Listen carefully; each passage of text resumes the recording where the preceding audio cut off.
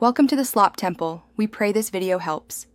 You begin by picking the simplest high-impact gear, an external lavalier or USB-C mic. This removes phone noise at the source. Once connected, make sure airplane mode is on and auto gain is disabled in the app, because automatic leveling ruins dynamics.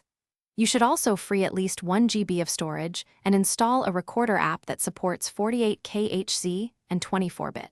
Doing these first avoids interruptions and gives you clean, consistent files to work with later. Once your app and mic are ready, focus on settings.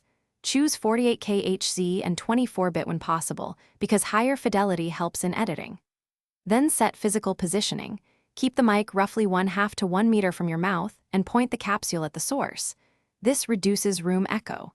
Make sure to enable monitoring and a low-cut filter, and adjust input gain so peaks sit around -12 to -6 decibels. That prevents clipping while preserving headroom for post-processing. You finish by running a quick 10 to 20 second test and listening carefully for clipping, hiss, or inconsistent levels. This saves time.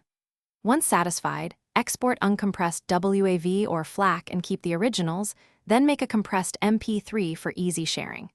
If something goes wrong, if you hear distortion, dropouts, or weird noise, first lower the input gain, then swap the cable or try a different USB-C adapter. These steps resolve most common issues quickly.